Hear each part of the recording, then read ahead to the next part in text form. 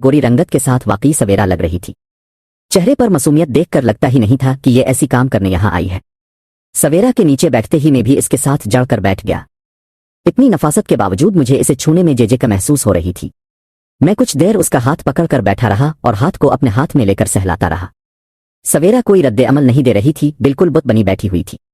मुझे ऐसे लग रहा था कि जैसे मैं किसी स्टैचू के साथ बातें कर रहा हूं। वो बस मेरी तरफ देखे जा रही थी।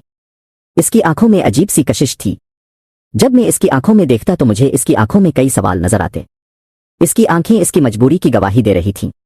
मैं इसकी आंखों में आंखें डालकर कुछ तलाश करने की कोशिश करता तो ना जाने क्यों मेरी आंखें ज्यादा देर तक इसकी आंखों का सामना ना कर पाती और मैं जल्दी से नजरें फेर कर उसकी तरफ देखने लग जाता, इसके गुलाबी होंठों की तरफ। आखिर मुझसे मजीद सब्र न हुआ और मेरी हरकतें शुरू हो गई।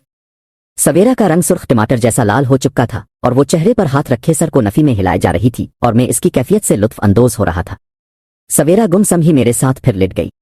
मैंने इसके हाथ इसके चेहरे पर से हटाए तो उसके चेहरे पर घबराहट देखकर बोला, क्या हुआ, इतना घबरा क्यों गई हो? सवेरा ने सिर्फ नफी में सर हिलाने पर ही इत्तेफा किया। मैंने फिर पूछा, क्या हुआ, बोलो तो सही। सवेरा बोली, मुझसे बर्दाश्त नहीं होगा। बेशक सवेरा को मैंने ब्लैकमेल किया था और वो मजबूरी में तैयार हुई थी, मगर उसके बावजूद भी मैं इससे एक और पार्टनर की उम्मीद रख रहा था। सवेरा सांस भरकर मेरी तरफ बड़ी नशीली निगाहों से देखने लग गई। सवेरा किसी जादूगर के सिहर में जकड़ी मेरे इशारे पर चलती हुई बेजान मूरत की तरह उठकर बैठ गई। दोस्तों, सच बताऊं तो मुझे इसकी यूं अपनी तरफ देखने से खौफ महसूस होने लग जाता था कि पता नहीं इस पर जिन्नात का असर तो नहीं। मुझे ये लड़की हसन की मूरत लग रही थी, या फिर नफसियाती मरीज। दोस्तों, किस्म से इस हसन मुजस्समा को देखते ही मुझ पर सकता तारी हो गया। मैं पलकों को झपकाना भूल गया, सांस अंदर बाहर खींचना भूल गया, इसे दोबारा पीछे की जानिब लेटना भूल गया। मेरी खिली आंखें पत्थर हो गईं, मेरा सांस जहां था वहीं रुक गया। क्या इस जालिम के हसन की तारीफ लिखूं? काश इसकी खूबसूरती को अल्फाजों में ढालकर अब दोस्तों के सामने पेश कर सकता। सवेरा बुत बनी मेरे चेहरे को देखे जा रही थी और मैं बुत बना सवेरा को देख रहा था। कुछ देर इसी हालत में बेजान दो जिस्म एक दूसरे के सामने बैठे रहे। मैं सवेरा को मुखातिब करते हुए बोला, सवेरा। सवेरा ने नजरें घुमाकर बड़ी अदा से मेरी तरफ देखा। मैं इसकी सहर अंगेज आंखों में देखते हुए बोला, मजा आया? सवेरा ने आंखें बंद करके मेरे सवाल का जवाब दे दिया और फिर मुझे हर जाविये से देखने लग गई। सवेरा मेरी नजरों में नजरें डालकर बोली, आपका नाम क्या है? मैंने कहा, यासिर। सवेरा बोली, रियल नेम है या फिर फेक? मैंने कहा, मुझे झूठ बोलने की आदत नहीं। सवेरा बोली, यासिर, तुमने मुझे पहली दफा ही अपना दीवाना बना लिया है। मैंने सिवाय अपने फ्रेंड के कभी किसी और के बारे में सोचा भी नहीं था। पता नहीं तुम में कौन सी ऐसी कशिश है कि ना चाहते हुए भी मैं तुम पर दिल हार बैठी हूं। मैंने कहा, तुम्हारे फ्रेंड का अब क्या बनेगा? इसने पीछे मुड़कर भी नहीं देखा कि तुम अकेली रह गई हो और वो तुम्हें छोड़कर भाग गया। सवेरा एकदम सीरियस होकर बोली, मैं इस गंदी नस्ल के बच्चे के मुंह पर अब थूकोगी भी नहीं। घटिया इंसान निकला।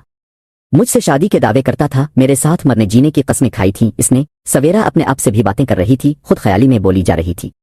मुझे तो ये टेंशन लग गई थी कि हमें इधर 2 घंटे हो चुके थे और कोई भी उधर आ सकता था और मैं सवेरा को ये भी नहीं कह सकता था कि जल्दी करो, कोई आ जाएगा, क्योंकि मैं तो पहले ही इसके साथ बड़ी बड़ी बोल के मार चुका था कि ये मेरी जमीनें हैं, मेरी इजाजत के बगैर उधर कोई नहीं आ सकता वगैरह। मगर मुझे अब अंदर से डर लगने लग गया था कि कोई पानी लगाने वाला मुलाजिम ही ना उधर आ जाए। मैं खड़ा हुआ तो सवेरा बैठी प्यासी नजरों से मुझे देखे जा रही थी। मैंने 2-3 दफा इसे कहा कि तुम्हें शहर छोड़ आऊं, मगर वो हर दफा नफी में सर हिला देती। मेरे दिमाग में अचानक एक प्लान आया, क्योंकि अब उधर मजीद रुकना फंसने वाली बात थी, इसलिए मैं अचानक खड़ा हुआ और ऐसे कान लगाकर सुनने लगा जैसे किसी के आने की आहट को महसूस कर रहा हूं। मैंने चेहरे पर घबराहट के आसार लाते हुए कहा, सवेरा जल्दी करो, मुझे लगता है कोई इस तरफ आ रहा है, ये ना हो कि कोई गांव वाला रागीर इस तरफ ही आ जाए। मैंने तो बड़े कॉन्फिडेंस और बड़ी घबराहट से सवेरा को डाया था, मगर उसका फिर नफी में सर हिलता देखकर मेरी फटने वाली हो गई। मैं जल्दी से इसके पास बैठ गया और उसका बाजू हिलाते हुए बोला, सवेरा पागल मत बनूं, ऐसे कोई आ गया तो दोनों फंस जाएंगे। सवेरा बोली, आने दो जिसे आना है। मैं हैरान होते हुए बोला, यार तुम्हारी बदनामी होगी। सवेरा बोली, होने दो, मुझे नहीं डर बदनामी का। दोस्तों यकीन करो, मेरी तो फटने वाली हो गई सवेरा का पागलपन देखते हुए। मैं दिल ही दिल में सोचने लग गया कि ले ये लड़की तुम्हारे गिले पड़ गई है। जब मैंने देखा कि सवेरा पर मेरी किसी बात का असर नहीं हो रहा तो मैंने थोड़ा गुस्से से कहा, सवेरा तो मैं जा रहा हूं, बाद में मुझसे ना गला करना, और मैं साथ ही उठने लगा। तो सवेरा हंसते हुए बोली, डर गए ना? हाँ। मैंने घबराए हुए लहजे से कहा, पागल, मुझे तेरी इज्जत की फिक्र है। अगर किसी गांव वाले ने देख लिया तो तुम्हें नहीं पता कि हमारे गांव वाले इसके साथ किया करते हैं। मेरी बात समझने की कोशिश करो, फिर कभी कर लेंगे किसी और जगह, और जितनी देर तुम कहोगी मैं इतनी देर तुम्हारे साथ रहूंगा। सवेरा बोली, पक्का? मैंने कहा, हाँ यार पक्का। सवेरा बोली, खाओ कसम के मैं जब भी कहूंगी तुम आओगे। मैंने कसम खाते हुए कहा, हाँ यार जब भी तुम कहोगी मैं पहुंच जाऊंगा। सवेरा बोली, मगर मैं तुमसे मिलूंगी कैसे? क्या तुम तक मैसेज कैसे पहुंचेगा? मैं भी इसके इस सवाल पर परेशान हो गया कि वाकई मुझे तो इसके घर का भी नहीं पता कि ये रहती कहाँ है। मैंने कुछ देर सोचते हुए कहा, तुम मुझे अपना एड्रेस बता दो, मैं तुम्हें खत लिख दिया करूंगा। तुम जिस टाइम कॉलेज जाती हो वो टाइम बता दो, मैं तुम्हें इस टाइम मिल लिया करूंगा, और जब तुम्हारा मूड हो मुझे बता देना, मैं जगह का इंतजाम कर लूंगा। सवेरा बोली, ठीक है। मैं सुबह 8 बजे कॉलेज जाती हूँ फलां रास्ते से, और 2 बजे छुट्टी होती है तो इसी रास्ते से वापस जाती हूँ। मैंने कहा, और तुम रहती कहाँ हो? सवेरा ने जैसे ही अपने मोहल्ले और गिल्ली का बताया, मेरे पैरों तले से तो एकदम जमीन निकल गई, क्योंकि इस मोहल्ले में और इसी गिल्ली में तो मेहरी का घर था। मुझे यूं हैरान देखकर सवेरा बोली, क्या हुआ, परेशान क्यों हो गए? मैंने खुद को संभालते हुए कहा, कुछ नहीं, बस ऐसे ही। सवेरा घास से चादर उठाकर झाड़ते हुए बोली, सच बताओ यासिर, मेरे मोहल्ले का सुनकर तुम परेशान क्यों हो गए? मैंने कहा, कुछ नहीं यार, बस ऐसे ही। सवेरा चादर तह करते हुए बोली, मर्जी है तुम्हारी, अगर नहीं बताना चाहते तो। मैंने कहा, नहीं यार, ऐसी तो कोई बात नहीं, बस ऐसे ही। और फिर मैंने बुर्का उठाकर सवेरा की तरफ बढ़ाते हुए कहा, लो ये पहन लो और जल्दी करो। सवेरा बुरा सामुन बनाते हुए बुर्का मेरे हाथ से पकड़कर बोली, ओहो, इतनी भी क्या जल्दी पड़ गई तुम्हें? और सवेरा बुर्का पहनने लग गई। बुर्के पहनकर सवेरा ने चादर शोल्डर बैग में रखकर बैग की जिप बंद की और बैग को कंधे पर लटकाते हुए बोली, चली। मैंने कहा, तुम?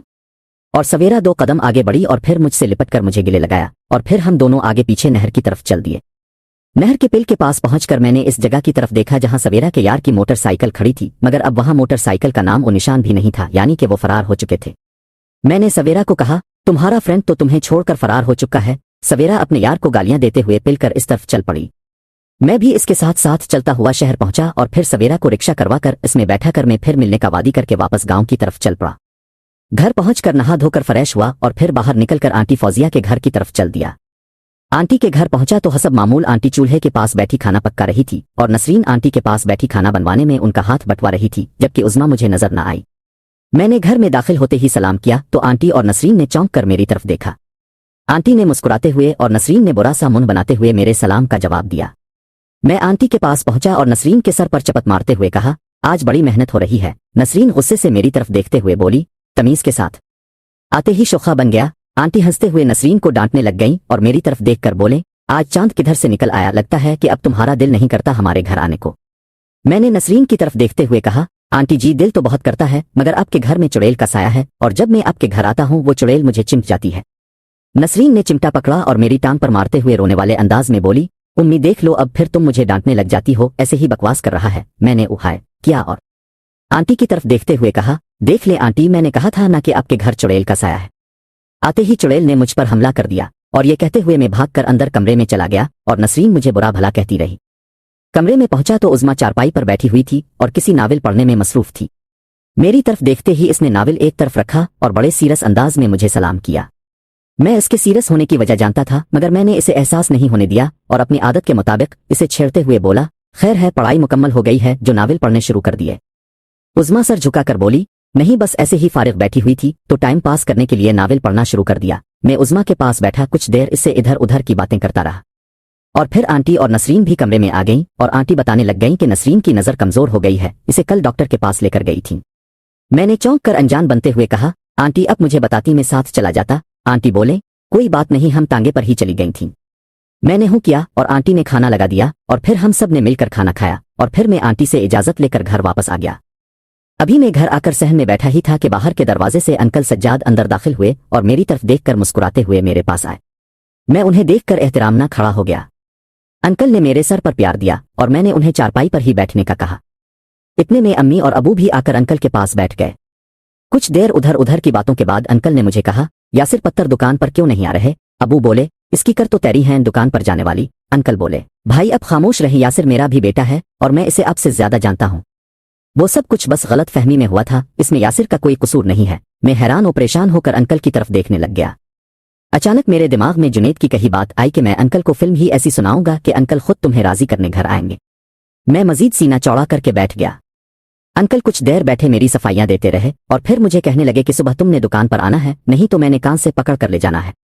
मैंने जी अच्छा कहा तो अंकल इजाजत लेकर अपने घर चले गए। कुछ देर हम सब बैठे बातें करते रहे। अबू का मूड भी मेरे साथ बेहतर हो गया था और फिर मैं सोने के लिए बैठक में चला गया।